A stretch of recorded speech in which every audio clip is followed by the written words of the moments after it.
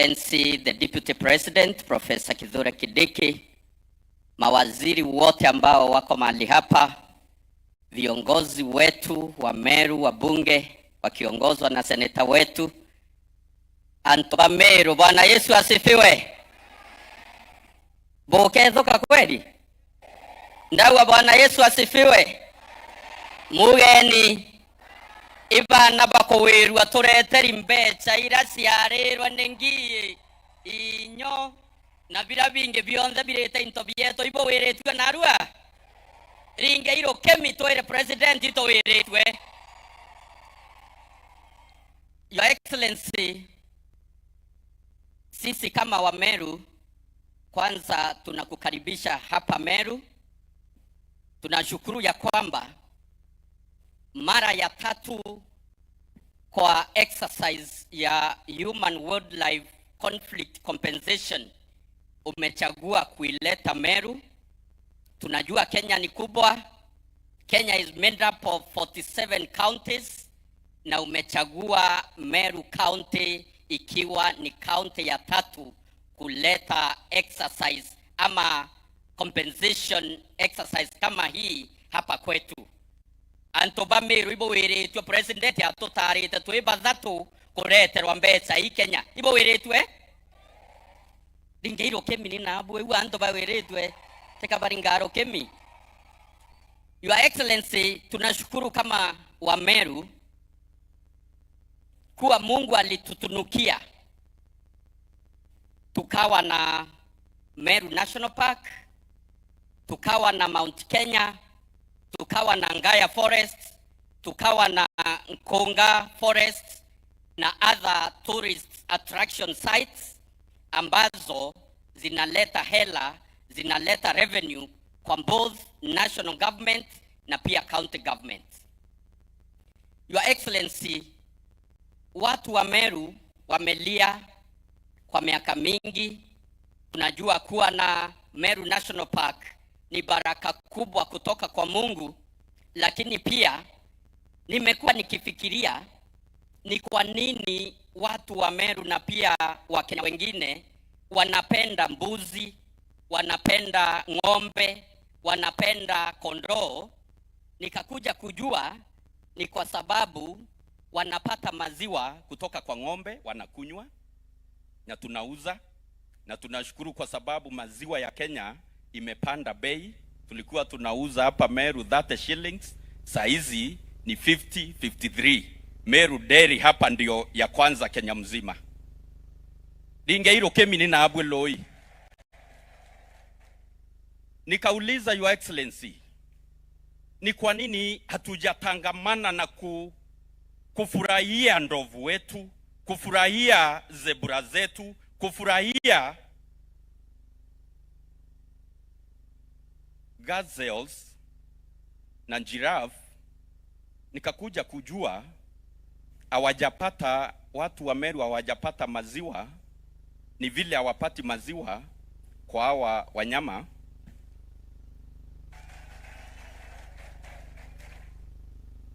Na pia sheria ya Kenya imewakataza pia kupata nyama kwa hao wanyama. Sasa tunaomba utupe ruhusa tuanze kukamua ndovu, tukamue giraffe, poka warodha tuteka masia ya miundene. Your Excellency, kupata maziwa kwa hawa wanyama ambayo ni heritage yetu kama wa Kenya ni hii compensation ambayo unatuletea siku ya leo. Mwaka wa 2023 tulifanya maajabu katika eneo la Tigania. Ndovu waliingia kwa mashamba yetu Adhwana Ward, Mheshimiwa Muchui. Wakaingia, maafisa wa KWS wakakuja wakatuambia msifukuze hawa wanyama kwa fujo, mkiwafukuza watakuwa wild, watatapakaa, wajae, waharibu na waue watu. Wakatuambia tukubali tuwazingire mahali pamoja wakule hapo, na ni kwa mashamba yetu. Maajabu tukawachunga hapo karibu mwezi moja, eti wamefugwa kwa mashamba wanakula, lakini hatukupata maziwa. Unajua Mmeru akifuga anatakiwa akamue.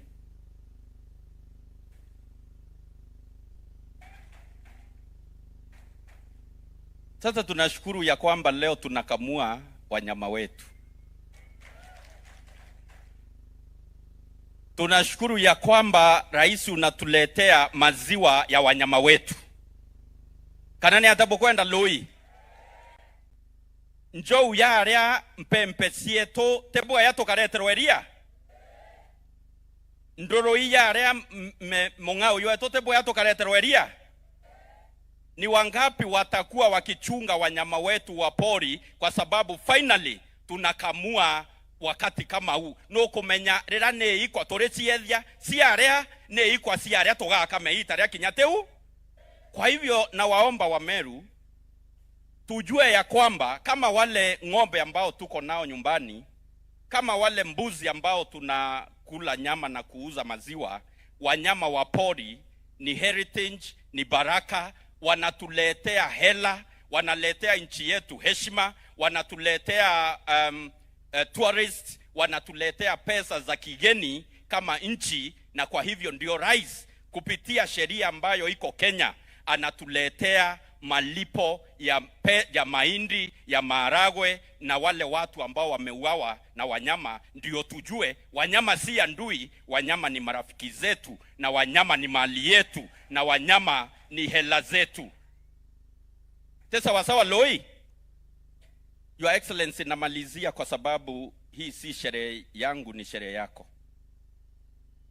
ya kwamba kuna mwekezaji alikuwa ameweka biashara yake hapa kutoka France, na huyo mwekezaji alipomaliza biashara yake tukaachiwa ndeni kubwa kama County Government of Meru, almost 700 million.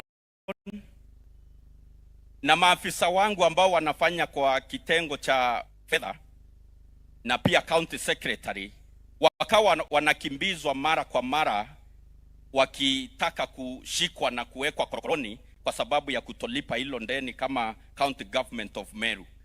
Your Excellency, tulipokuja kwako na viongozi wa Meru, tulikuomba serikali kuu itusaidie kuchukua huo mzigo.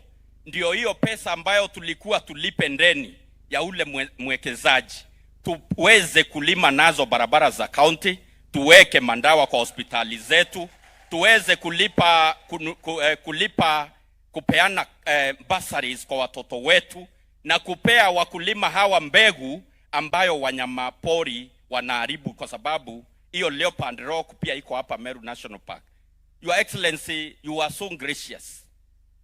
Ulichukua huo mzigo wewe na serikali yako. Rais narato yokerie irandurengirira riria muntu of France milioni mana muwanja au agaturira ya thirikari ra nene kouto kama njou itekiribo ya nabu kebo koiria boiborere milioni mana muwanja ringeirwe na twere rais boya. Tunakushukuru Your Excellency. Hizi conflicts zinaletwa kwa sababu wanyama wa pori na watu hakuna mpaka. Tunaomba fencing ya the areas boundary ambazo zinapakana na wanyama pori. Hapa Igembe Central, Igembe North, watu wameuawa hapa, wameuawa Igembe North, wameuawa Tigania East, Tigania West na Bori. Hiyo block tumeangaishwa na wanyama pori. Tunaomba Your Excellency, serikali yako tunajua inaupenda wa Meru na haifurahii vifo na uharibifu wa mali yetu. Tunaomba ikiwezekana kwa mpango wa fedha wa mwaka huu na mwaka huo mwingine utufenzie hizo area so that wanyama pori wakae kwa wanyama pori, watu wakae katika area yenye imetengwa kukaliwa na watu. Hatuna mambo mengi Your Excellency. Tuko na PS ambayo ni wa forests, Minister of Forestry, ambaye ni Bwana Gitonga. hapa Meru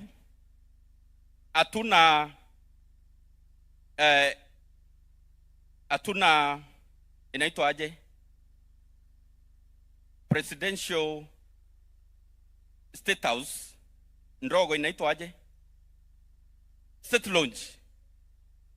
Your Excellency, ukiwa hapa Meru na misitu na mambo ya wanyamapori ni vitu moja, na kwa sababu umetubariki na PS wetu hapa leo, tunaomba upeane land na pia utuambie. Unajua, tungependa si kila wakati ukitoka Nairobi una land Meru then unarundi.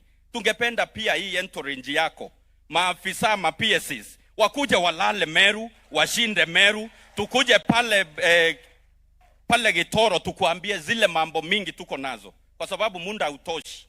State Lounge tunaomba siku ya leo amurisha Bwana Gitonga hapa Meru, Your Excellency, atupatie land na budget ya kuanzisha State Lodge yetu hapa Meru, na tuwe na golf course ambayo wewe ukiwa hapa utacheza pamoja na mawaziri yako. Tunajua unapenda kucheza golf, lakini sioni kama unapata nafasi ya kucheza golf. Tunaomba ujenge hapa, uanze kuichezea hapa Meru. Mungu awabariki sana na karibuni sana Meru, tunawapenda.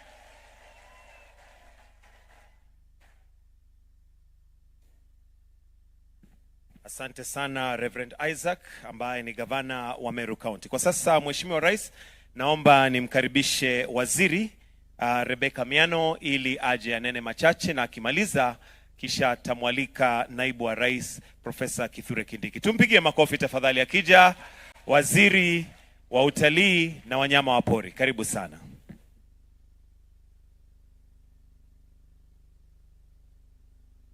Your Excellency President Dr. William Ruto, Excellency Deputy President Professor Kithure Kindiki, all leaders present. Before I say much, I would like to introduce the Cabinet Secretaries who have joined us here today, and I'll ask them to stand. We have the CS for Public Service, Geoffrey Ruku. We also have the CS for Gender, Culture and Heritage, Hannah Cheptumo. And the PS is present. Request that you stand. Starting with PS Sylvia Museya, PS State Department for Wildlife. We have the PS for Tourism, John Ololtua. We have PS Patrick, who is also PS for Cooperatives, and the other PSs who are new. I'd ask for their names. We also have the chairmen of the organizations that are represented here today, starting with the chairman of KWS, Wildlife Research and Training Institute. The chairman is also here. And the trust fund, the chair is here. And all the board members kindly stand.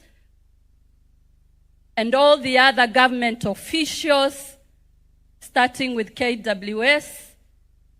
Thank you very much. Your Excellency, today is a special day. We are here for the third phase of human-wildlife compensation as we witness policy translating to action on an emotive matter that deserves no less. We sincerely appreciate your unwavering commitment to Kenya's conservation agenda, and Your Excellency, under your leadership, Kenya has witnessed unprecedented support for ranger recruitment, conservancy development, habitat restoration, and global advocacy for nature-based solutions. Your Excellency, as of February 2023, the approved outstanding compensation claims stood at over 4.16 billion Kenya shillings. So far, You have supported us to get 2.8 billion, which has been paid out, leaving a balance of about 1.3 billion, and some claims date back as far as 2014. Your Excellency, the digital platform that you launched last year is a game changer. It will enhance efficiency and it will promote transparency, and claims will be paid with speed. As a mitigation, we have so far constructed 200 kilometers of electric fences and installed beehive barriers in high-risk zones, helping communities to protect their farms and their families. Today, local communities are at the center of conservation and conservancies expanding, and the residents are trained in wildlife deterrence and conflict mitigation. Your Excellency, you've told us in no unclear terms that as we undertake our mandate in conservation, communities and people welfare must be at the center of what we do and the policies that we set. Your Excellency, a lot is in the pipeline and much more is possible if all actors in the conservation space elect to uphold policy, prevention, and partnership to create a lasting legacy of peaceful human-wildlife coexistence. As a ministry, we want to assure you of our commitment, determination, and hard work. It is now my singular duty and honor to invite His Excellency, the Deputy President.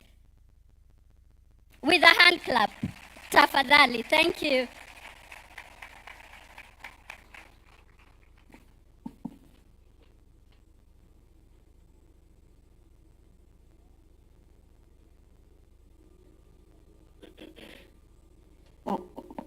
Mheshimiwa Rais William Ruto,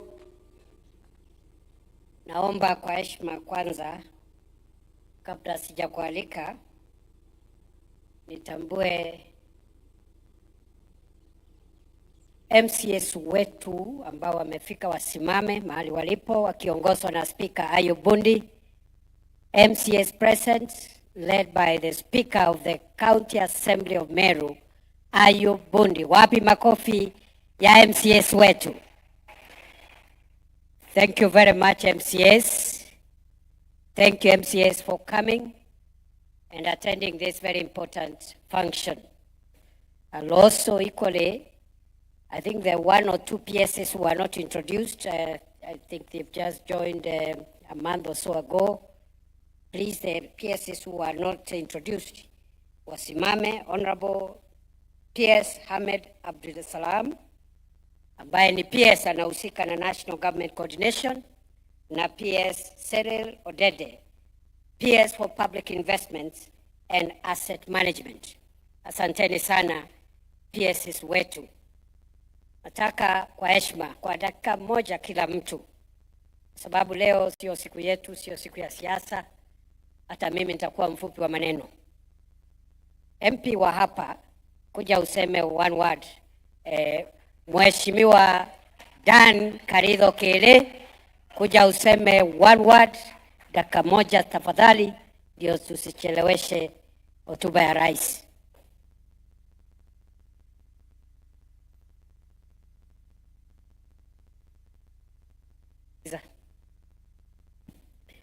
Asante sana. Thank you very much, Your Excellency. Your Excellency, the President of the Republic of Kenya, Your Excellency, the Deputy President, all protocols observed, na wananchi watukufu, hamjambo. Bwana Yesu asifiwe. Your Excellency, wacha nichukue nafasi hii kukaribisha Meru na Aswa Igembe Central. Your Excellency, najua nimepewa dakika kidogo, lakini kwa sababu hapa ni nyumbani, niongeze wengine moja tu. Kwa sababu hapa ni nyumbani, kuna mambo ya nyumbani. Your Excellency, tunashukuru kwa sababu event ya leo. Na tunashukuru, as the governor said, umetuletea pesa. lakini na mimi Your Excellency, kama nikikushukuru pia mpaka nilalamike kidogo. Hii park yetu imekuwa the worst performing park in terms of revenue.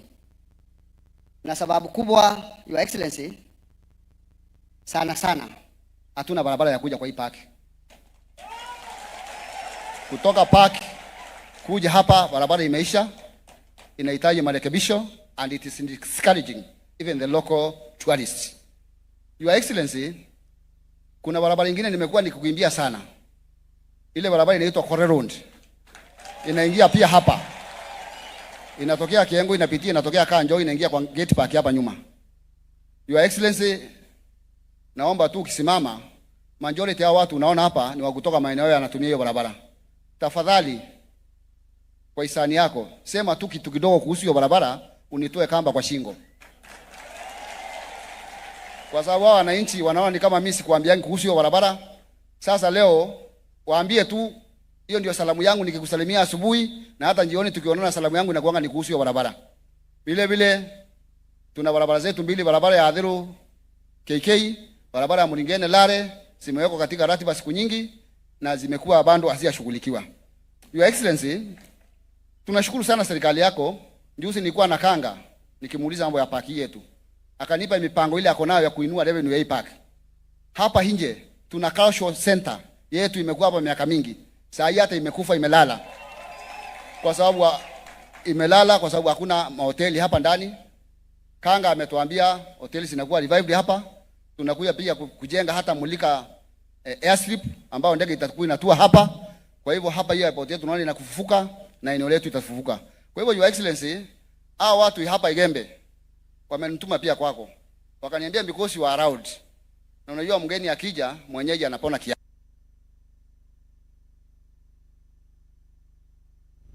Kwetu. Na pia haungeondoka hapa bila kusema kitu kuhusu hiyo, kwa sababu najua naibu waziri anapambana hiyo maneno, lakini pia wangependa kusikia kuhusu kutoka kwa mdomo wako. Ndio pia wakuwe na amani na imani kidogo.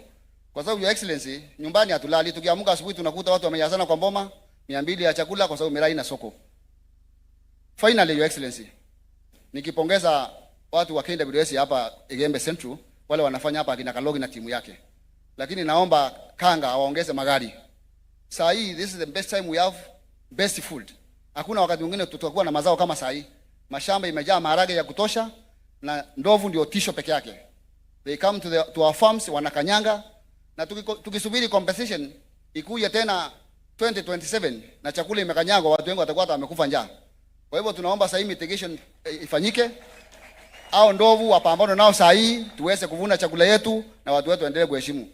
Your Excellency, hapa Meru tunakupenda na tutaendelea kukupenda, na wewe endelea kutupenda na kutundumia na kusimama na sisi. Asante sana. Mheshimiwa Kairerwe. Thank you. Asante. Mheshimiwa Kailemia, dakika moja, sema jambo. Wapi nduru ya Mheshimiwa Elizabeth Kailemia? Haraka tafadhali. Thank you very much, Your Excellency. Your Excellency, Dr. William Samoei Ruto, and Deputy President, our very own Professor Kithure Kindiki, and all protocol observed. Mugeni antobeto, Bwana Yesu asifiwe. Bwekua Meru, ibo gweretwe. Hata mimi nimefurahi sana. Yangu ni furaha nyingi sana kwa sababu president wetu ni mtu wa kusema na kutenda. Tulikuwa na yeye hapa Rumuruti akianzisha mradi wa launching the fencing, so the animals stay their side and we stay in our side.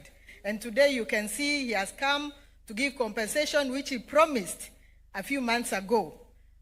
Mimi leo ninavaa kofia mbili. I'm the woman rep of Meru County and a member of the Committee of Tourism and Wildlife. Juzi mnakumbuka nilikuwa na adho na nikawa promise, nikaambia hii maneno ya compensation inakuja karibuni sana, kwa sababu nilikuwa najua vile tunaendelea na hiyo promise ya president yetu. Thank you very much for honoring us. We have been having very many casualties. Hapo Kariobangi karibu na kwangu, huko Kenando Bar, and all that kind of places. What I would request you, I'm talking very fast because of time. I've just listened to our Waziri talking about the bee, and I've already started groups for beekeeping.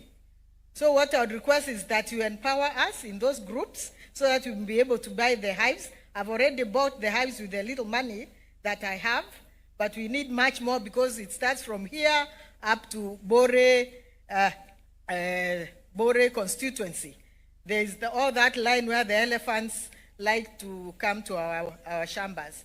We had invented a way of chasing them away by clapping, beating the mabatis. But now you see that one doesn't work very well. So that's why we decided to innovate the beekeeping.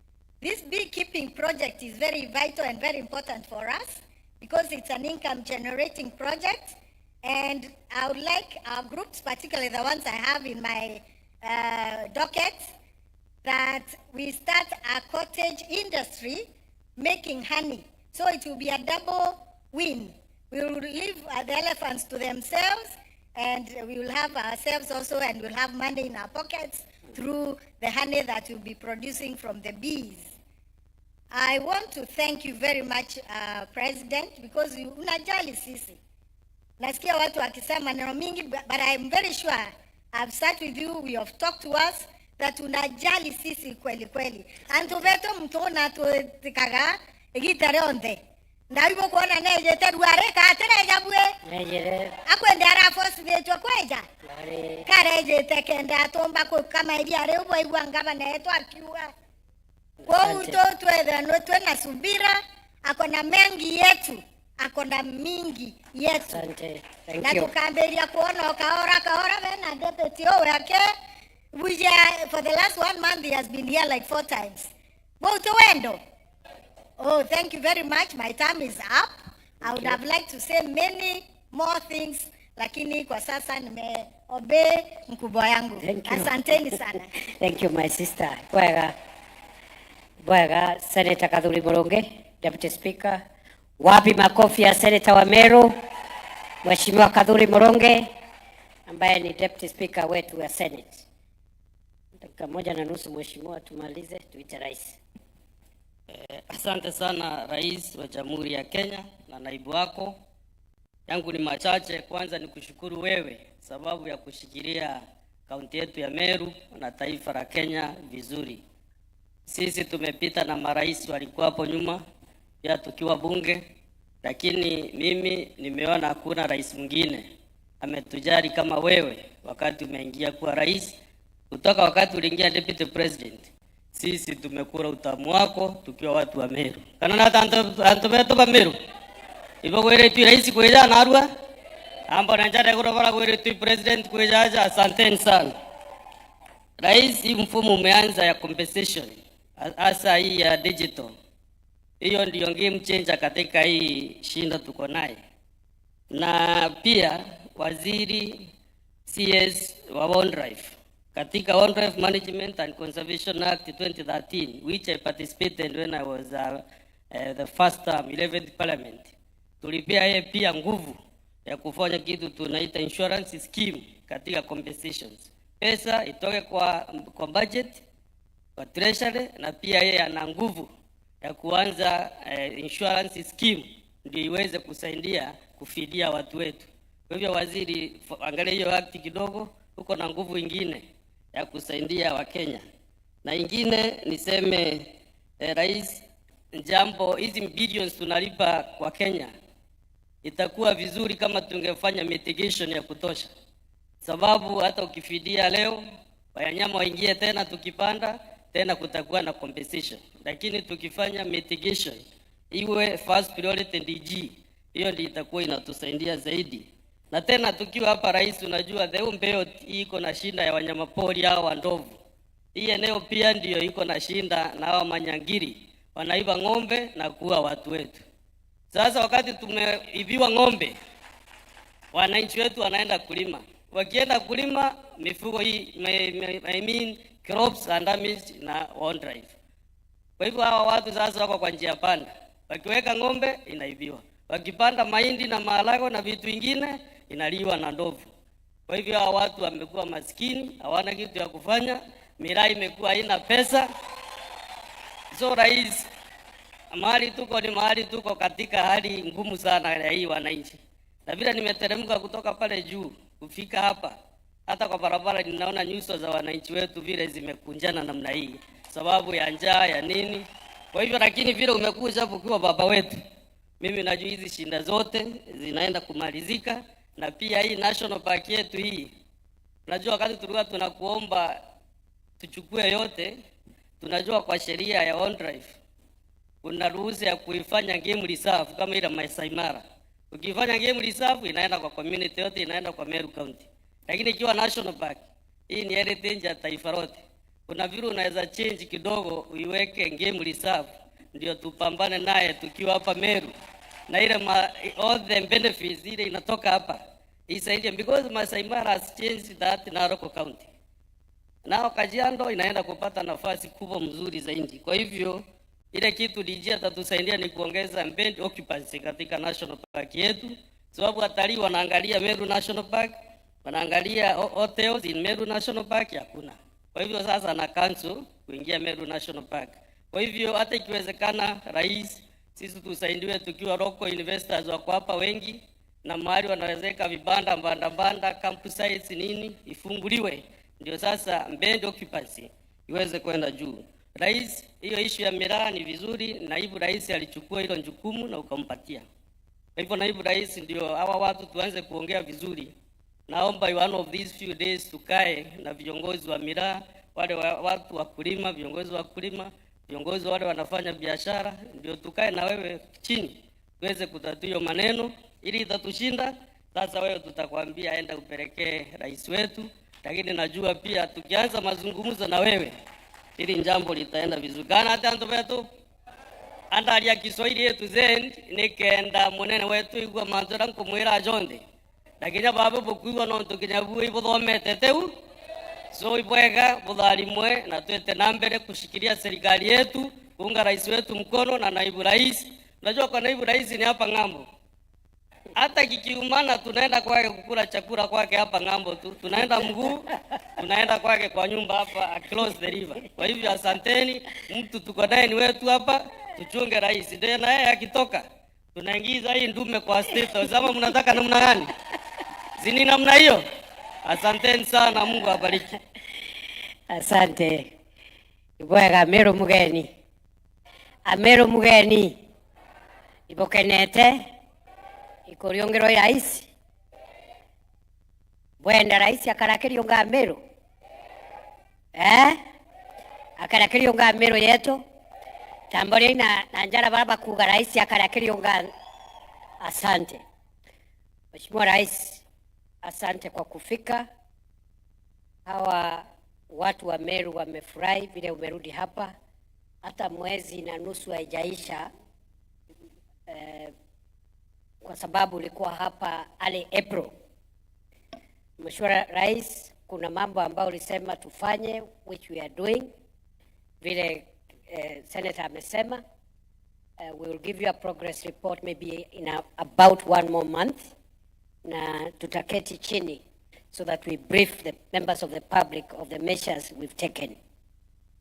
Your Excellency, kukuja hapa siku ya leo unadhibitisha vile umechukulia mambo ya wildlife conservation and harmonious coexistence between our wildlife and the people in the areas surrounding our game sanctuaries. Mimi mwenyewe kwangu ni 5 kilometers from this park on the other side. Hii park iko na gate ya Murera, iko na gate ingine inaitwa Ura Gate. Kutoka Ura Gate 5 kilometers. So hii mambo wananchi wanasema, hata mimi nimekuwa mwadhiriwa, lakini sija claim kwa sababu nilikuwa nataka wananchi kwanza wa claim. Ndovu saa ingine zinakula mahindi yangu. But Your Excellency, allow me to say this national park used to be very vibrant in the 70s and the 80s. But because of poaching, mainly poaching in the 80s, and the degrading of the infrastructure for bed occupancy for tourists, that is the main reason why this park today is not doing very well. Your Excellency, as you look at our wildlife conservation across the country, fikiria hii Meru National Park, it has a huge potential. Ya pili, niseme hii turadhi yetu ya taifa ambaye ni wanyama pori, tusichukulie kama mzaha. Nchi nyingi, many countries dream of having the kind of wildlife stocks that we have. And Kenya today, with about 36,000 elephants, with about 41,000 buffaloes, with about 2,500 lions, with about 2,200 rhinos, is one of the countries with the biggest heritage in the wildlife sector. And we as Kenyans never paid God anything to give us the kind of treasure and precious heritage we have. So Your Excellency, you're coming here as President and Head of State is a testament that you take your responsibility as the trustee of our sovereign wealth and national heritage extremely seriously. Jambo la mwisho, Mheshimiwa Rais, kwa sababu sitaki kufanya speech ukiwa hapa, mimi nakuanga na hao watu kila siku, hata weekend nilikuwa area hii na nitarudi tena kwa sababu umeniambia nitembee Kenya, na hata Meru nisisahau kwa sababu hata Meru ni Kenya. Hata weekend nitarudi. Wacha niseme ya kwamba, kama tekwe nancho oka Meru. Mbeje? Taoniani Rais baba kugambeje Meru. So Rais, wacha tu nikwambia ya kwamba we want to support you. This compensation, this act on the new Wildlife Act came into force in 2013. For 11 years, there has been a big backlog. And we've seen what you've done in the last 2 years. You are almost making sure that we are up to speed with payment of compensation for all the areas and making sure that continuously new claims are taken care of. The new measures to create transparency by digitizing the system will also go a long way in helping us govern this space better. Your Excellency, allow me to ask the other members of Parliament to stand up. I just mentioned their name because the MP for this area spoke on behalf of the MPs. Naomba waheshimiwa, tafadhali musimame, alafu tutaje Mheshimiwa Rendekere, MP for Bori and the chairperson of the Meru MP's caucus. Makofi. Mheshimiwa Dr. Shadrack Mweti, MP for Imenti South. Makofi. Mheshimiwa John Paul Mwirigi, Member of Parliament for Igembe South. Mheshimiwa Dorothy Muthoni Kiara, nominated member. Na hiyo nomination amepewa na Rais William Ruto. Hajapewa na watu wengine. Simpige makofi jamani, tumepata an extra slot in Parliament, courtesy of our President. Tuko na Mheshimiwa Julius Taitumu, member for Igembe North. Mheshimiwa Rahim Daud, member for Imenti North. Mheshimiwa Mporonto Abori, member for Tigania East. Omba ruhusa pale.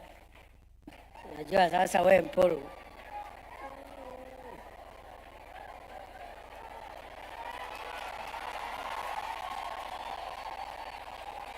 Wapi makofi ya Mporonto Abori? Before Mporo waongee, tuko na Mheshimiwa Kerema Ngushine, member for Imenti Centrum. Makofi jameni. Yes, Mheshimiwa. Asante naibu wa rais. Asante Mheshimiwa Rais. Sorry, yangu mbunge mwingine. Mheshimiwa John Mutunga, MP for Tigania West, apigwe makofi.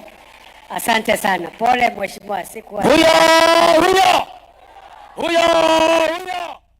Yule ni mkora. William Kamata. Mimi nasema ni mkora kwa sababu bwana William, rais wetu mpendwa. Mimi ni Meru ambaye anaamini ya kwamba sisi Meru, Tharaka, Tigania, Imenti na Egembe na Mwimbe ilikuwa moja.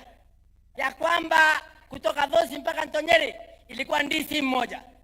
Lakini baadaye tukagawa ikawa kuna Meru North, Meru Central, Meru South.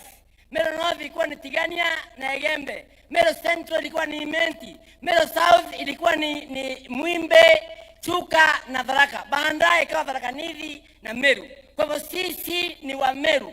Na mimi nikiwa kiongozi wa Meru Mporo Mtwabori, nasema kwamba wewe ni mmoja ambaye umekumbuka wa Meru. Eti ya kwamba kutoka 1960 hatujawahi kupata naibu wa rais, na wakati huu tumepata naibu wa rais, Mheshimiwa Rais. Sisi tuko tayari kufa na wewe. Ya kwamba watu wanasema wanaleta machama. Tunataka kuuliza kwamba nyinyi miaka hiyo yote mmefanyia wa Meru nini? Wewe ndio rais wa kwanza kukanyanga hapa kwetu Nyambene na kupeana checks zile za mbadi za wanyama. Mheshimiwa Rais, ile kazi umefanya kwa ground haina watu wengi. Katika area hii kitu ningelipenda kuomba wale mandugu zetu ama neighbor ambao wanapakana wanyama, tungefurahia hao watu kaenda every wakati wachunga wanyama, wachunge watu wetu, wajenge mashule, wajenge hospitali, wajenge mabarabara, waweke maji, ndio watu wetu waweze kuinuka. Mheshimiwa Rais. Na Mheshimiwa Rais, sina mengi kusema kwamba sisi tunakupenda. Sisi tunakupenda kwa sababu ya huyu kijana wetu. Na huyu kijana wetu Kithure Kindiki tunampenda. Siku hizi amehamia Meru, tunaimba Kithure Kindiki. Kwa hivyo yule mwingine asema kwamba kuna chama. Ile chama yake sisi wamesema kwamba ni kama kuruka makoyo, unakanyanga mtabila bingi tena kwa kuua. Kwa hivyo Mheshimiwa Rais, tuko na imani na wewe na kazi yako na serikali yako na sama yangu ya Nopeu. Mimi niliamua ya kwamba nitafanya kazi nawe. Na mtu ocheza na Kithure Kindiki kana acheza na William Ruto. Kinyaka uwakoi. No! Wapi makofi ya Mporo Mtwabori? Wacha niseme Deputy Governor Linda Kiome asimame muone. Wapi makofi ya Deputy Governor Linda Kiome? Asante sana. She'll be sworn in tomorrow. Mheshimiwa Rais, nikikuita hapa hii barabara vile wabunge wamesema na viongozi wa hapa, hii barabara ya kuingia Murera Gate ikifanyiwa tu recarpeting kidogo, na pia ile barabara ya Kore ambaye Kiele amelia sana, na ya mwisho ili hii park yetu ikue the other side of Tharaka Nithi. Pia they already tarmacked Chakariga, Marimanti, Gatunga ikifanyiwa pia recarpeting.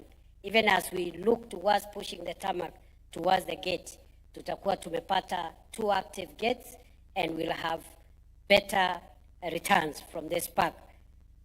Kanabote kwa natuwekero rami boy. Tuwekero rami. Ya kuma maua awa kirengo kuja Mwanka Murera na barabara ya Kore. Newe ngenda ugaro tererwa Tharaka Chakariga Marimanti yekero rami. Ibo kwendou. Ibana bakwera rais atotethie na rami huu. Wacha sasa kwa heshima niulize tusimame tupige makofi ya kumkaribisha rais. 1, 2, 3. Tuendelee.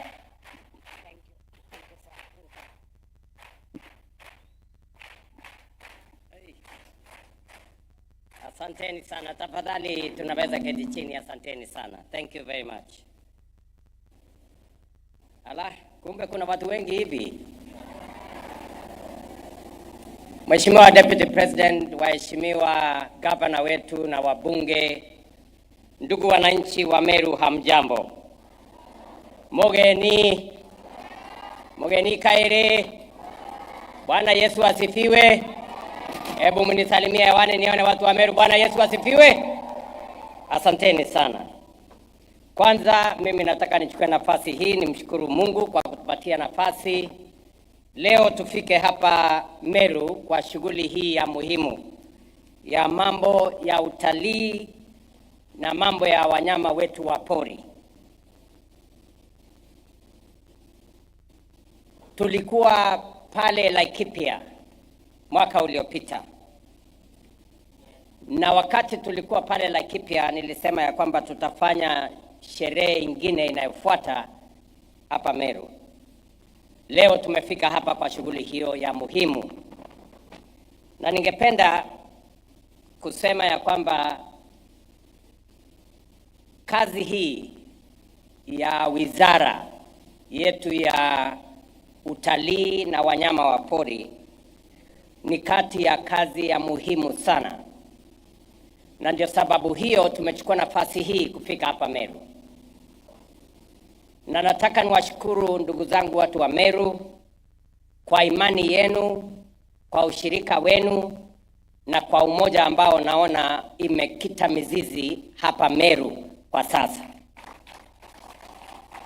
Mimi nasema pongezi kwa yale mambo yanaendelea hapa Meru, hasa umoja wa watu wa Meru County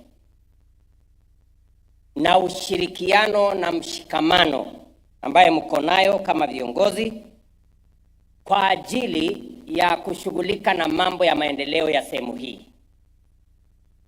Nilikuwa hapa Meru majuzi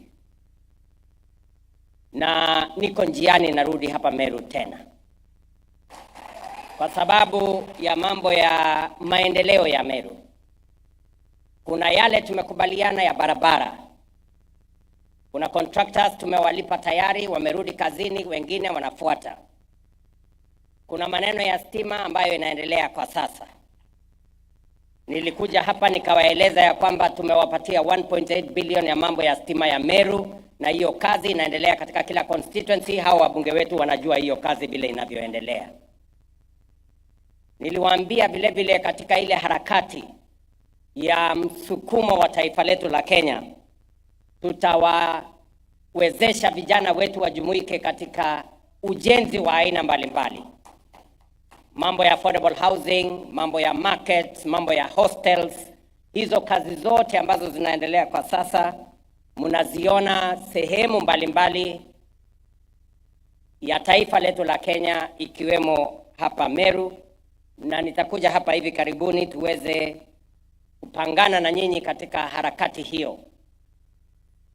Niliwaeleza vile vile kuhusu msukumo wetu kwa mambo ya kilimo, na mimi nafurahi ya kwamba leo katika taifa letu la Kenya tunaona tofauti kwa mambo ya kilimo. Chai tumepata malipo zaidi, kahawa imeongezeka malipo zaidi, maziwa vile vile. Nyinyi kama watu wa Meru mko mstari ya mbele. Ile Meru Dairy is the largest dairy today in the Republic of Kenya. Mimi nasema pongezi kwenu. Na ile malipo ilikuwa chini kwa maziwa pale mbeleni, na furahi ya kwamba kwa msukumo wetu, kwa kushirikiano na stakeholders tofauti tofauti, tunaona bei ya maziwa inazidi na kupanda bei ili iwe manufaa kwa wakulima. Na washukuru vile vile kwa sababu ya uzalendo wenu. Meru hii inajulikana kwa mambo ya kilimo. Kenya imepiga hatua ya kusonga mbele, na tumekubaliana ya kwamba mambo ya kilimo ishughulikiwe. Tuko na wale tunawaita wanaosaidia wakulima, agripreneurs. Tuko na program ya subsidized fertilizer. Tuko na program ambazo inasaidia wakulima katika sehemu mbalimbali, na nia yetu ni kuhakikisha kwamba tunaondoa aibu ya njaa katika taifa letu la Kenya kwa kuzalisha chakula ya kutosha. And I must congratulate Meru for producing more food than Meru needs, and therefore you are helping us feed the rest of Kenya. Na mimi nataka niseme asante sana kwa hiyo shughuli mnafanya. Nataka niwashukuru vile vile kwa sababu tulikubaliana maneno ya masomo ya watoto wetu, na niliwaeleza ya kwamba tutaweka taratibu ya sawasawa. Ile mpango ya CBC tuinyoroshe vizuri, tuajiri walimu zaidi, tuhakikisha kwamba tuna pesa ya kusimamia mambo ya education ya university na TVET na yale mengine, na mimi nataka niwahakikishie kwamba mwaka huu tena katika budget yetu tutaajiri walimu wengine 24,000 ndio tufikishe walimu 100,000 ambao watashughulika na masomo ya watoto wetu wa Kenya, ili mtoto hata mmoja Kenya asiwachwe nyuma katika masomo, kwa sababu masomo ndio inatupatia usawa kama wananchi wa taifa letu la Kenya. So we are going to work together. Na mbali na mambo haya yote na msukumo ambayo tuko nayo kwa kilimo, msukumo kwa mambo ya muundo msingi ya barabara na stima, na msukumo ile ambayo tuko nayo kwa mambo ya masomo ya watoto wetu, vile vile tuko na umuhimu katika sekta hii ya mambo ya utalii na wanyama wa pori. Na ningependa kuwaelezea mambo kadhaa ambayo tulikubaliana kama serikali tutahakikisha kwamba kazi hiyo inaendelea kwa taratibu ya sawa sawa. Pale 2022 wale ambao ni rangers na wardens ambao wanatusaidia kulinda wanyama wa pori na kusimamia national parks, game reserves yetu katika Kenya walikuwa wachache mno.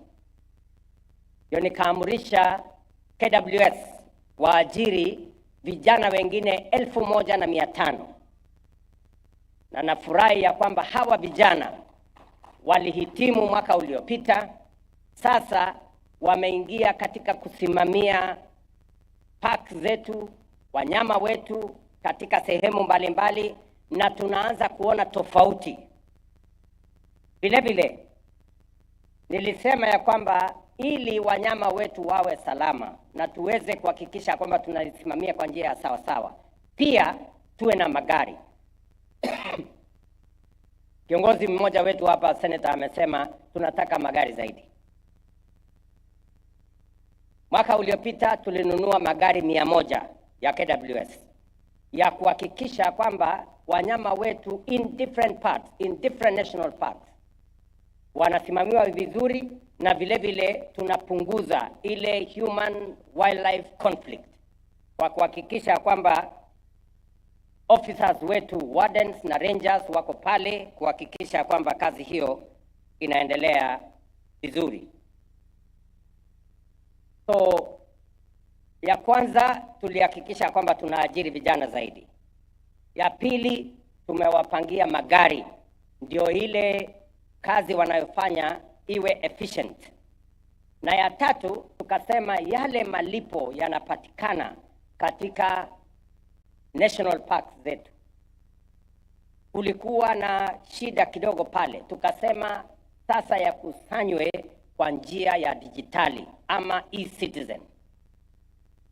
Na kwa sababu hiyo mapato ambayo tumepata kuongezeka, ile collection ambayo inapatikana na KWS miaka miwili iliyopita ilikuwa 5.3 billion, last year ilifika bilioni 7, na mwaka huu naambiwa na Director General ya KWS ya kwamba watafikisha bilioni 7.5 pesa ambayo tunakusanya ndio tuweze kuwalipa hawa vijana waweze kusimamia national park zetu, na pia tuhakikisha kwamba kuna sustainability, kwa sababu kulinda wanyama ni kazi ngumu sana. We need a lot of resources to make sure that we look after our wildlife. Tuko na poachers, tuko na wakora wanataka kuua wanyama, na pia wanyama wale wanaharibu mali ya wananchi kama tusipowachunga vizuri.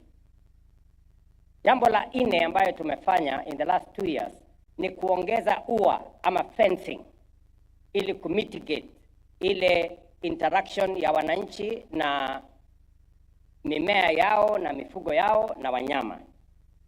Vile mlisikia waziri akisema tumejenga ua kilomita 200 kufikia sasa.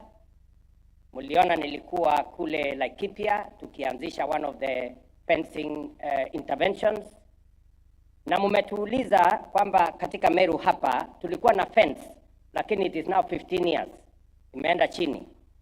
So we must look at another opportunity kuweka fence hapa Meru ndio tupunguze ile wanyama wanaenda kuharibu mali mimea pamoja na mifugo ya wananchi. So I am giving instructions to the ministry to look for the necessary resources so that we can find the resources to fence off parts of Meru that are important, especially to reduce on the human-wildlife conflict that not only causes problems to citizens, but also their animals and their crops. Jambo la tano ambayo ni ya muhimu na ndio tumefika hapa leo kufanya ni tuliangalia mambo ya compensation. Kuanzia 2013 mpaka 2022, karibu miaka 9-10, ililipwa pesa bilioni 2.7, 2.7 billion. Lakini kwa miaka 2.5 tumelipa pesa ingine shilingi bilioni 2.8, 2.8 billion. Ni mpango yetu kuhakikisha kwamba sio jambo la kawaida mwananchi anapoteza mimea yake, anangojea miaka 5, 6, 7 kulipwa. Mtu anauawa na ndovu, familia inangojea miaka 5, 6, 7 walipwe fidia. Ndio mwaka uliopita nikaamrisha wizara yetu nikawaambia we need to change the modus operandi, we need to badilishe, ndio tuhakikishe ya kwamba fidia inalipwa in the shortest time possible. Na ndio sababu hiyo tumepeleka sasa mambo ya fidia katika mrengo wa dijitali. Na hata wale tunawalipa leo, kati ya wale tunawalipa leo ni wale tunawafidia leo ni wale walipata matatizo mwaka uliopita na huo mwaka mwingine. So we are going to be blending. Tutakuwa tunalipa ile ya zamani, lakini vile vile tunataka tuanze kulipa ile current. Na mimi nataka niwaulize wananchi ya kwamba katika mpango huu sasa tuko na officers ambao watafanya kazi pamoja na rangers wetu pamoja na wardens wetu kuhakikisha kwamba report ya mifugo ambayo imepata matatizo na wanyama pori, report ya mambo ya crops ambayo imepata matatizo, ama mwananchi ambaye ameumizwa ama kuuawa na wanyama wa pori, hiyo report inakamilika ndani ya siku 90. 90 days. We must complete the report.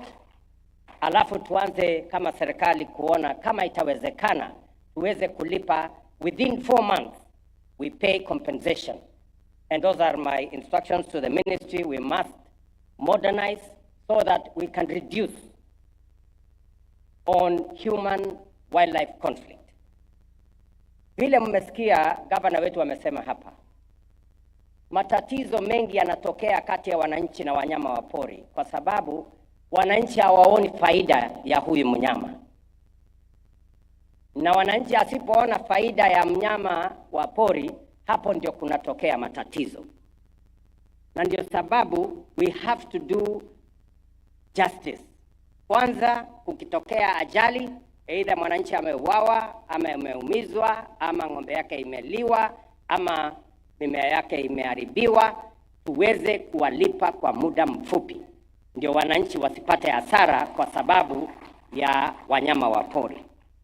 Jambo la pili, ya muhimu ambayo inafaa tufanye, ndio tuhakikishe ya kwamba there is harmony between wildlife and citizens, ni kuhakikisha ya kwamba benefit ya mambo ya wanyama inagawanywa kati ya serikali na wananchi. We must see the citizens must see the benefits. Na ndio sababu hiyo tumekubaliana na wizara, and we're now going to bring back kama hii Meru National Park. Mnajua ilipata matatizo makubwa. Kulikuwa na shida kubwa ya mambo ya poaching.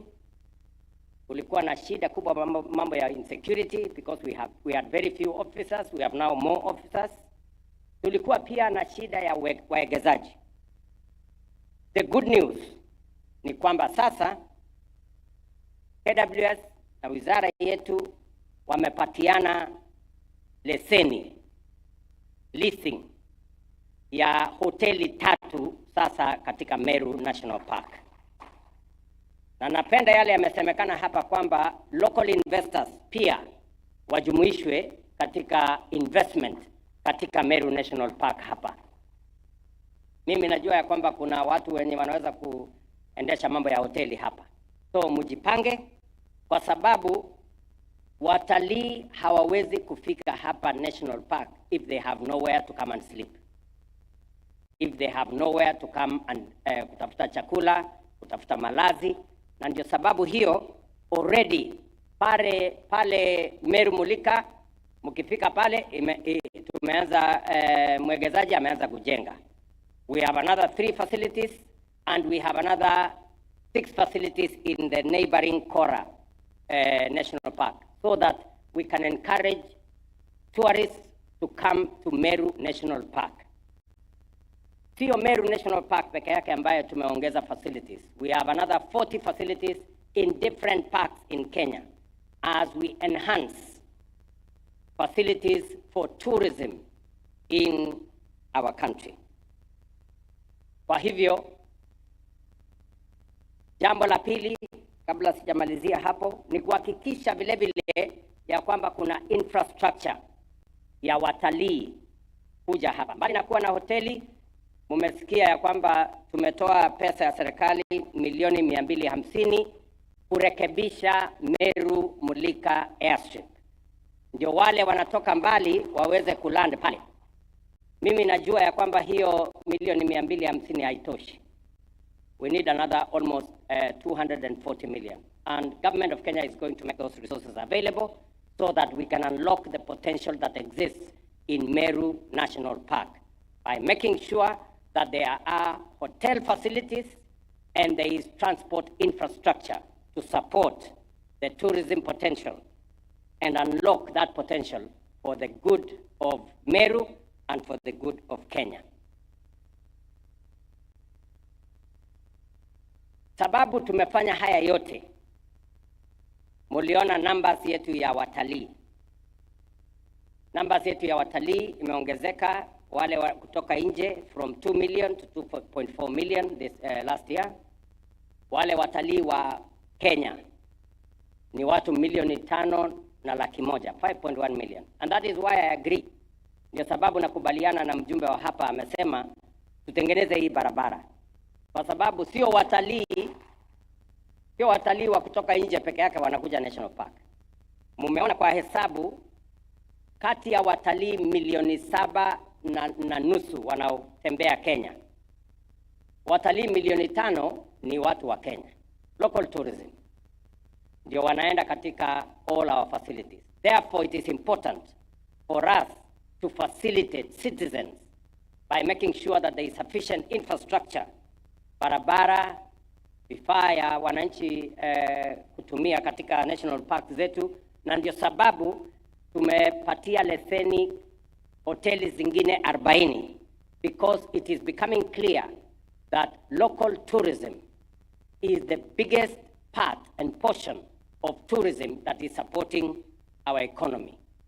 Hata ingawaje wale wanatoka nje ndio wanatuletea pesa za kigeni, lakini pia pesa zetu za Kenya ni sehemu kubwa ya mapato katika sekta hii ya utalii na wanyama wa pori. Wananchi ambao wanatembea kama watalii wameongezeka, wageni kutoka nje wameongezeka kutoka 2 milioni mpaka 2.4 milioni. Mpango yetu ni kusukuma hiyo numbers ili tuweze kufikisha 3 milioni na baadaye tufikishe 5 milioni.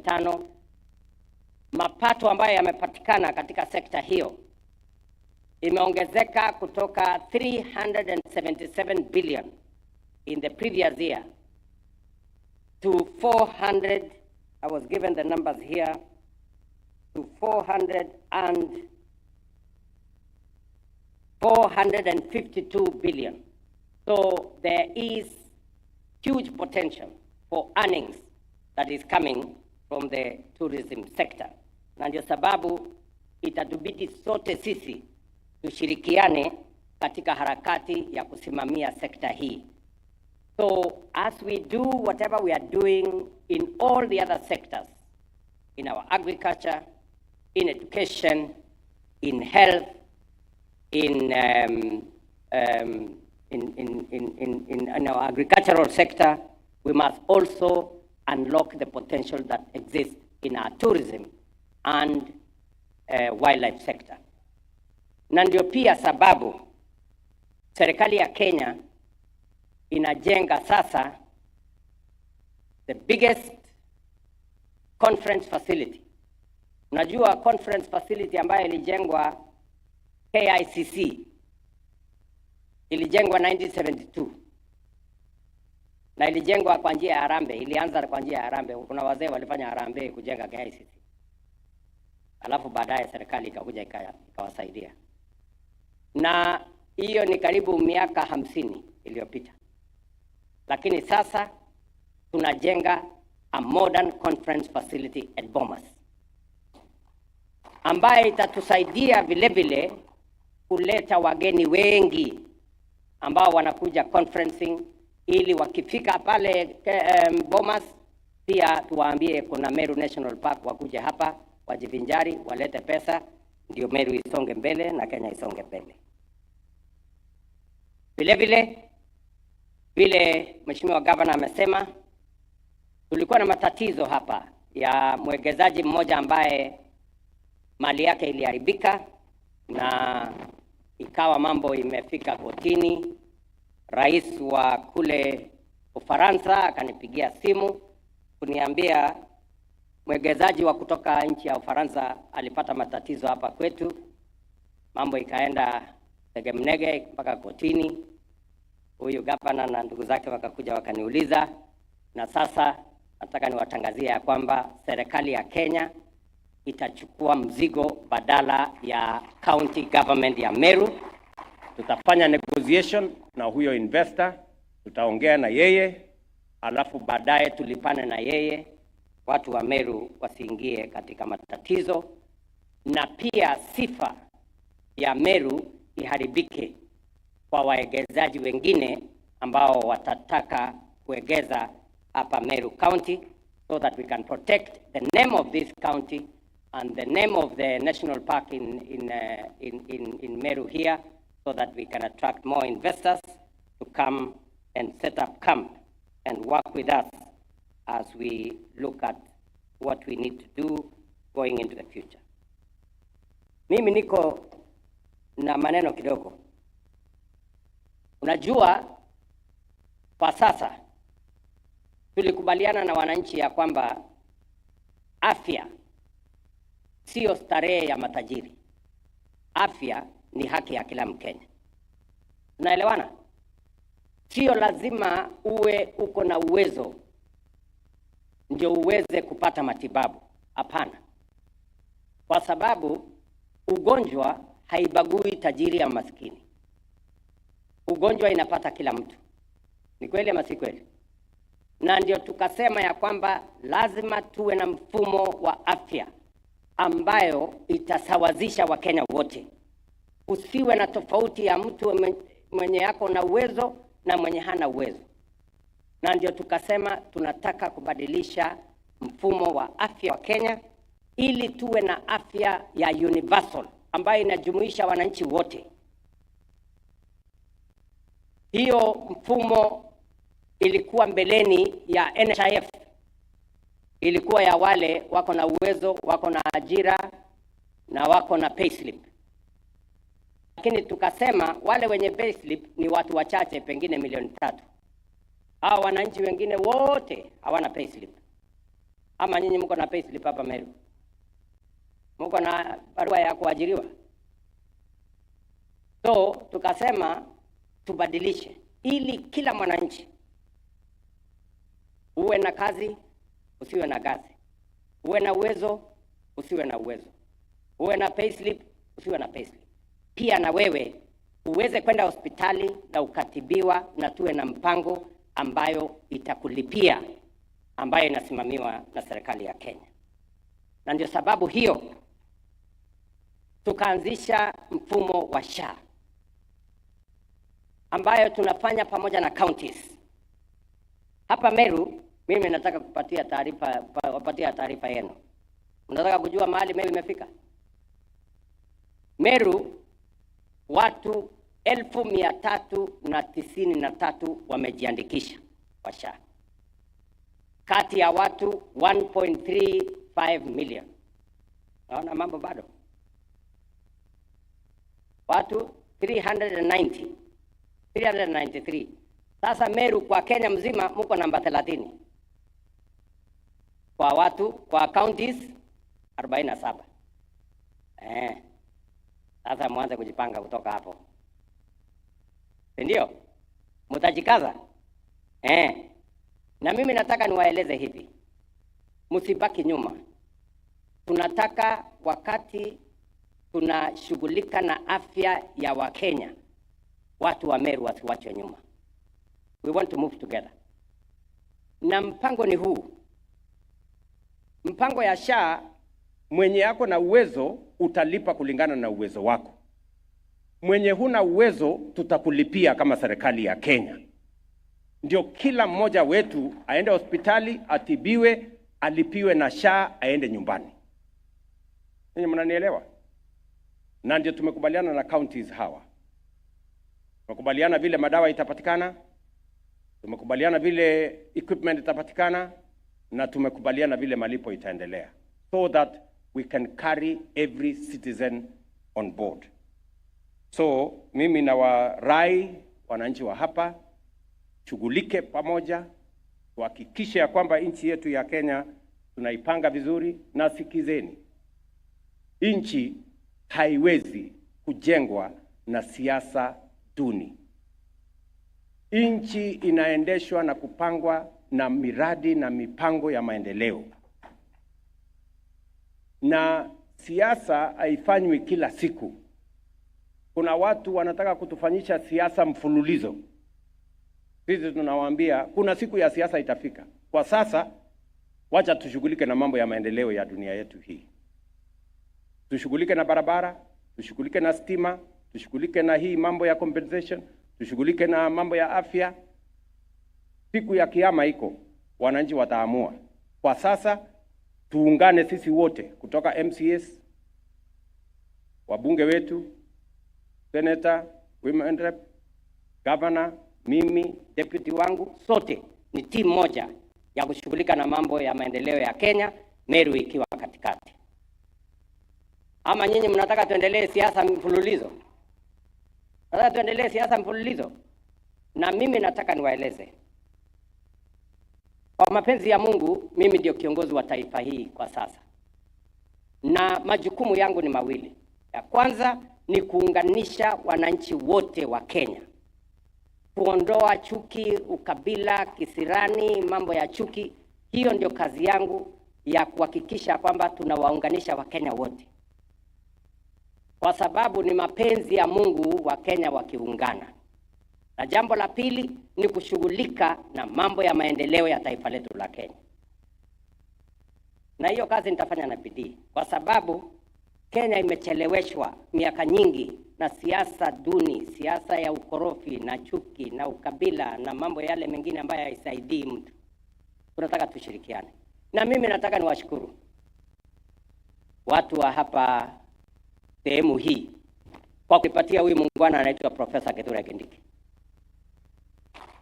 Huyu muungwana, niwaambie, sasa niko na deputy. Huyu anaelewa barabara, anajua stima, anajua mpango ya serikali ya SHA, ni mtu mwadilifu. That is how we are going to change Kenya. Ni mnanielewa? Yes.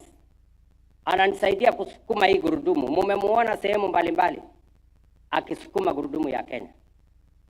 I am very proud that I have a deputy who understands government, who understands what we are doing in agriculture, who understands what we are doing in infrastructure, who understands what we are doing in education, who understands what we are doing in health, and is supportive to the ministers and to me to make sure that Kenya is going forward.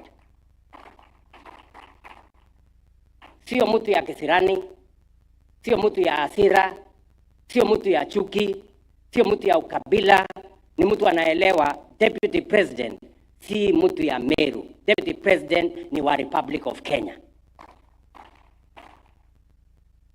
That is the man I have. Tunaelewana jameni? So, tuendelee namna hiyo. Na hiyo ndio Kenya itasonga mbele kama sasa. Msikuwe na wasiwasi. Sijui kama tunaelewana jameni. Tuko pamoja? Yes. And that is how we are going to move this country forward. Na msikuwe na wasiwasi. Watu wa chuki na hasira mingi na kisirani na chuki na ukabila, they will never get anywhere in Kenya. Because Kenya does not belong to those kind of people. Kenya belongs to the united, prosperous, one nation with a common destiny. Sisi wote ndugu moja. Na nataka niwashukuru hawa wabunge wenu. Tunafanya kazi na wao, ni watu waadilifu. Wananisukuma sana, saa zingine hata kuliko wheelbarrow kwa mambo ya maendeleo ya hapa Meru. Lakini tunashirikiana pamoja na wao. Nataka nishukuru speaker wetu Bwana Ayub Buna, nasikia anaitwa Solomon saa zingine. Na jeshi yake ya members of the county assemblies. Hebu simameni jameni, we didn't recognize you. Tuwapigie makofi hawa wangwana member wa county assembly yetu. Thank you very much, ladies and gentlemen, for your solidarity and working together with the leaders of this county. You can count on my support as we make Meru great and as we make Kenya great. Tutashirikiana pamoja na nyinyi. So otherwise, watu wa Meru, mmeshukuru sana kufika hapa leo. Mimi nasema asanteni sana kwa kutukaribisha. Leo tumekuja hapa na pesa kiasi ya wale watu ambao wameadhirika kwa njia moja ama nyingine. Miraa. Mnataka tuseme miraa? Mambo ya miraa ni vile mulisikia my deputy akisema ndani ya mwezi moja wataniletea report kuniambia mambo ya miraa tunaelekeza namna gani, kwa sababu huyu muungwana Profesa Kithure Kindiki ameshughulika na mambo ya usalama wa taifa letu hapo mbeleni, ameshughulika kama deputy speaker wetu wa Senate, akona kuelewa na akona support yangu kwa mambo ya miraa. Na mimi naelewa kwamba hii mambo ya miraa ni mambo ya muhimu sana, kwa sababu inaleta mapato kwa familia nyingi hasa katika Meru County hii. So professor na team ambayo nilikupatia, harakisha hiyo maneno, na hata ile mambo ingine imetajwa hapa. Kuna barabara imetajwa hapa ya kutoka farm na barabara ya Kore, ndio hiyo mambo ya hapa. Huyu profesa atashughulika naye. Nimempatia authority ya kutosha kuamurisha mawaziri wale wako hapo wahakikisha kwamba hiyo kazi inatimia, and I will make sure mimi mwenyewe nitafuatilia nihakikisha kwamba haya mambo mmenitajia yanafanyika, na nitarudi hapa vile nimesema hivi karibuni ndio tuweze kushughulika na mambo haya mmetutajia. So otherwise, asante sana kwa kutukaribisha hapa Meru kwa siku ya leo. Sasa tuko na pesa ya watu wa compensation, sijui wale hawahusika wakuje sasa tufanye hiyo kazi. Tumpongeze rais kwa makofi tafadhali, na niwaite wale ambao beneficiaries ambao watapata hii hundi yao ya leo, na nimkaribishe Deputy President kindly to come and flank His Excellency CS Tourism, PS Sylvia, Governor, Area MP, and then I will call on the individuals who are going to receive the beneficiaries, and we'll start with Sacinta Kairuthi. kama wanaweza kuja moja kwa moja wapate cheki yao. And Your Excellency, will have 11 beneficiaries who are going to receive their checks today. We also have the national check, which is 950 million Kenyan shillings today before launching of the card. So tutaanza na Sasinta Kairuthi, aje apokee cheki lake, akifuatiliwa na Naomi Gatwiri.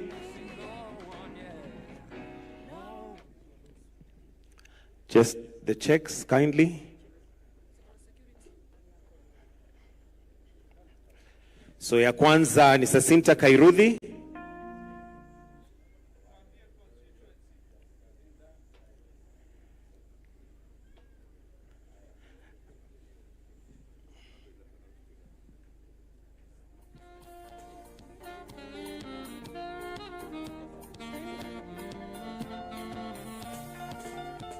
Aya, huyu Jacinta Kairuthi Kibiti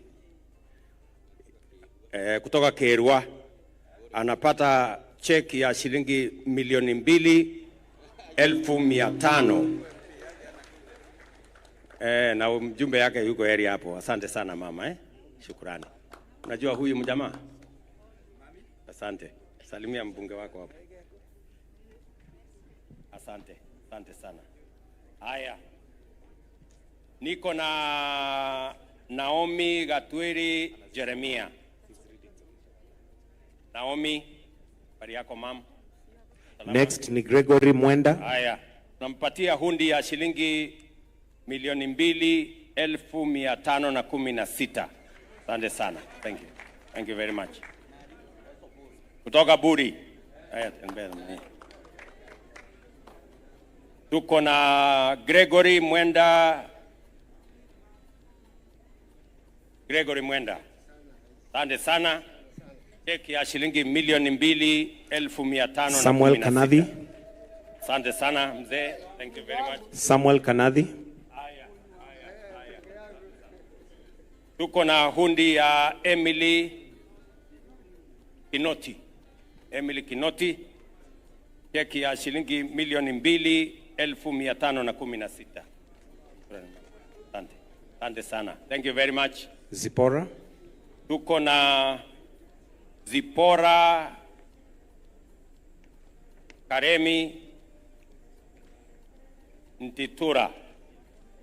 Cheki ya shilingi 2,516,000. Asante sana madam. Shukrani. Haya, Baraka. Shukrani sana. Wa Igembe Central.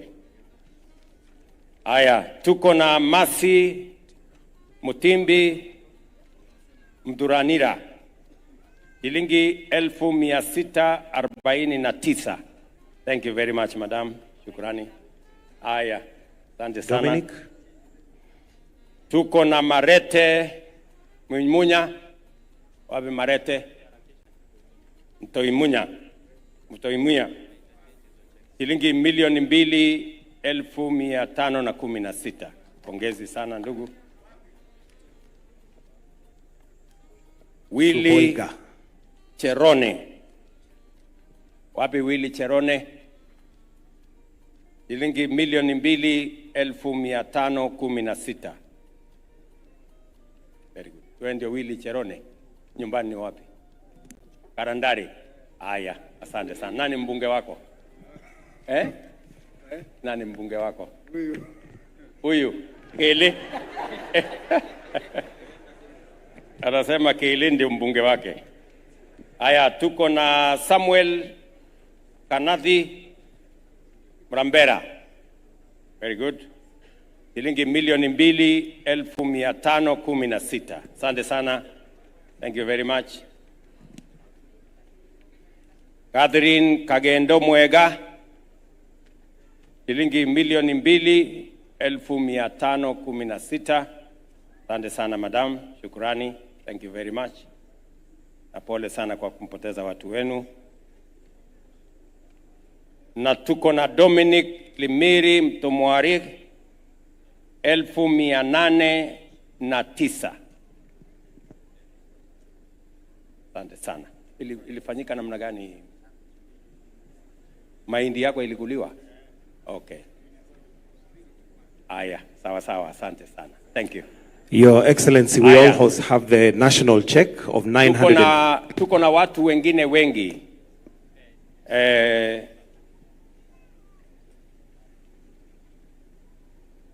Yes, sawa sawa. So kuanzia 2022 watu waliolipwa hapa Meru ni milioni 130, watu 574, lakini wamelipwa pesa 130 million. Sasa hii ndio national, kwa sababu watu wengi. Hii ndio pesa serikali imetoa kwa minajili ya kulipia fidia wale wote walioathirika na mambo ya wanyama wa pori, aidha walipoteza maisha yao ama walijeruhiwa ama mifugo yao iliwa na wanyama ama mimea yao. Asante sana. Na sasa wale wengine wote checks zao ziko tayari, correct? Wardens wata distribute kuhakikisha kwamba wale beneficiaries wote wanapata haki yao, na vile nimesema tukienda mbele mwaka ujao tumeweka pesa katika budget milioni ingine 950 na ingine milioni 500 ya kuhakikisha kwamba kazi hii inatembea kwa kasi na wananchi wanashughulikiwa kwa njia na taratibu ya sawa sawa. Asanteni sana na Mungu awabariki. Waziri, endelea na kazi. Your Excellency, we seek your indulgence for a picture with the beneficiaries. Picha moja ya beneficiaries before we have the launch of the debit card. All of them together, all of them together. Wote wakuje wapigwe picha na rais tafadhali. Wote wapigwe pamoja before we go to the launch of the debit card, which I will invite Mr. Paul Russo and Mendy Njonjo and Lucy Waroinge, who will join us shortly for the launch of that debit card after this picture.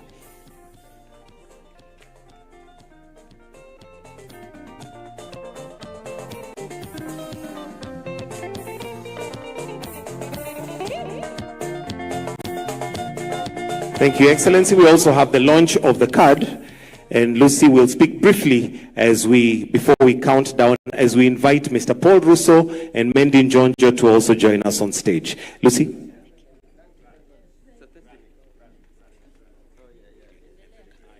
Your Excellency.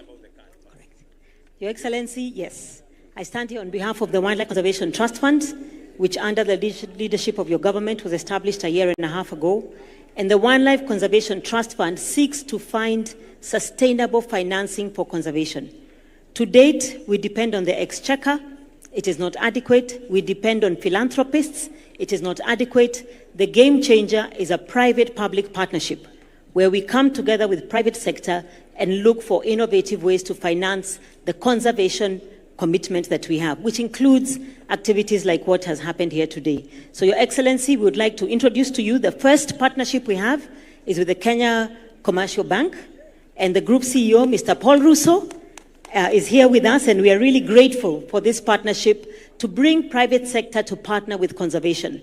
And today, the bank and the KCB Foundation, in partnership with the Ministry and the Wildlife Conservation Trust Fund, we are launching a prepaid conservation card. And this card will be given to people who voluntarily take the card as a prepaid card through KCB, and we have 3 tiers of that card. We have a platinum card, which has an emblem of the elephant, and with every transaction on that prepaid card, 10 shillings goes to conservation directly. The gold card, which has the emblem of the lion, with every transaction, 5 shillings goes to conservation.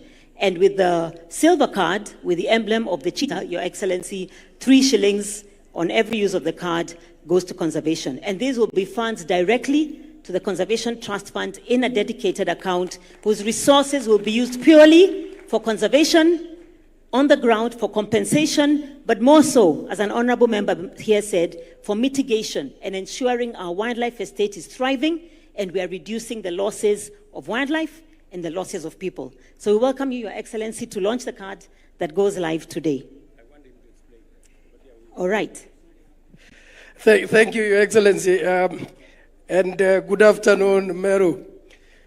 I think I'll just say three things, Your Excellency. In the first instance, there are three pillars that will lead transformation from where I sit.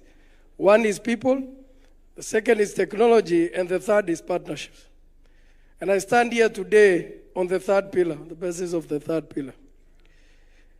We just can't leave a conservation to government or to specific individuals or specific trust and particularly the Kenya Wildlife and the ministry. We believe that private sector has a fundamental role to play, and actually private sector in partnership with government should take a bigger step forward. In this instance, the trust team came to us, and this is actually a co-creation. And in co-creating this particular product, we're saying there's an opportunity for us, because it's not a responsibility of one person, to give back, to support. For every single transaction, we will then give 10 shillings. Particularly for the platinum, we'll give 5 shillings, Your Excellency, for the second tier, and the one branded. And the all branded wildlife, we will give 3 shillings. It might sound, that the amount is small, but when I look at the transaction, for example, that KCB has every single year, we do, the multiplier is significant, Your Excellency. It is also an invitation, and I think it is not a one-off, it's an invitation. First, we will do that from a go-to-market process. KCB will take the lead role in advertising and placing this product to every of our customers to start with. But also, Your Excellency, it might sound political, but you've been a very strong relationship manager for KCB. And we will also recruit you to position this. And thank you that you actually have a card that can work. So earlier on, Your Excellency, the cards are actually here. But because of protocol, when you asked us, they couldn't access, access the place. So we thank you for the opportunity to partner. Thank you, CS. Thank you, PS, for the journey. It's been a very short time for us to get this product out. We will then go ahead and market this, Your Excellency. Thank you. So, Your Excellency, you can receive your card. Then after that, we'll have the launch of the card. And from here, it now goes out to generally anybody who is willing to be part of the conservation journey. As explained, this card has gold, platinum, and silver with different amounts that go towards conservation. With every transaction, you have different amounts that go towards conservation.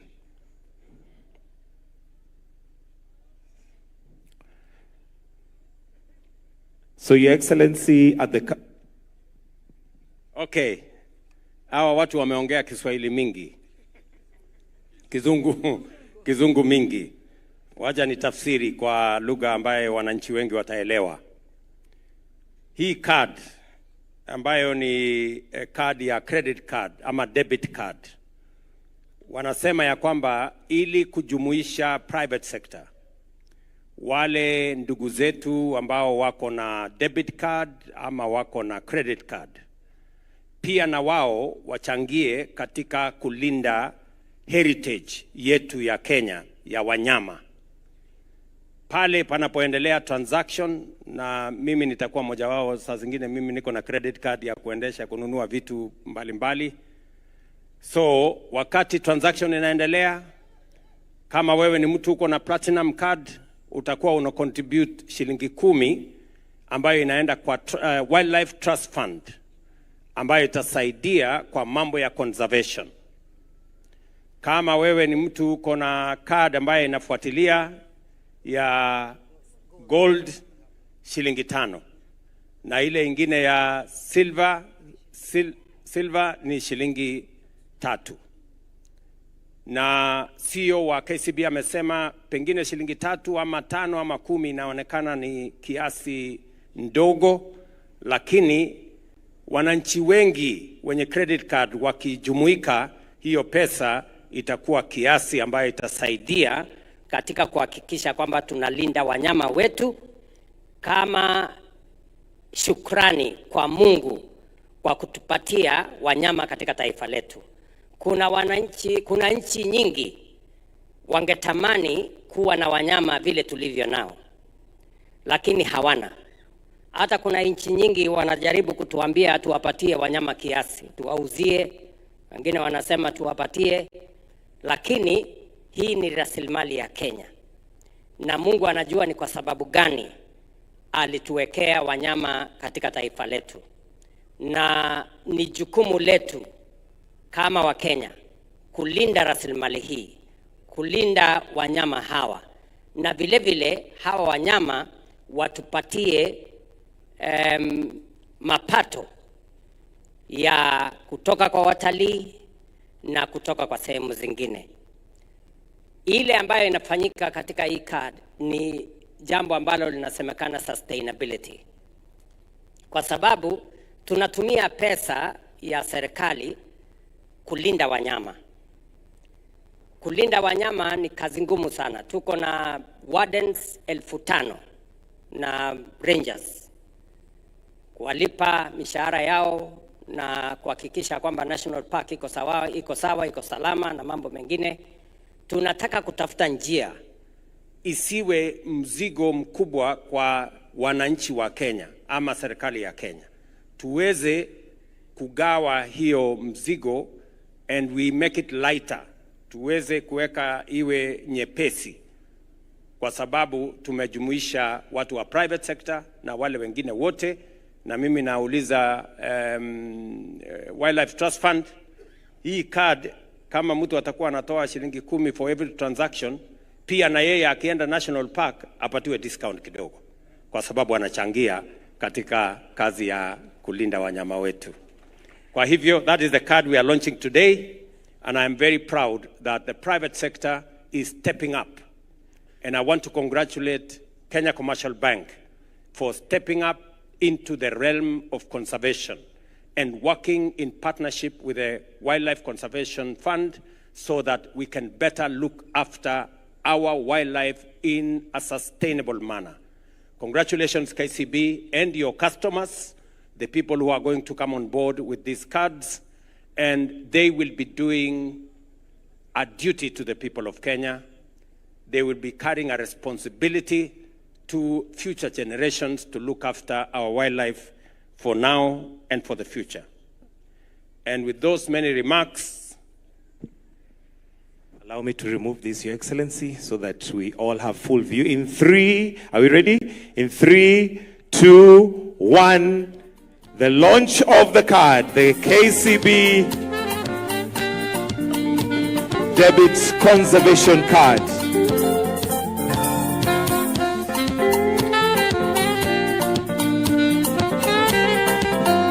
Congratulations, congratulations on that card. And that, Your Excellency, will mark the end of our session today. If I may also just request one photo for all CSs and PSs present, all CSs and PSs present, to kindly just come and join His Excellency together with those on stage for one photo before we wind up with the anthem. And at that point, we'll all exit stage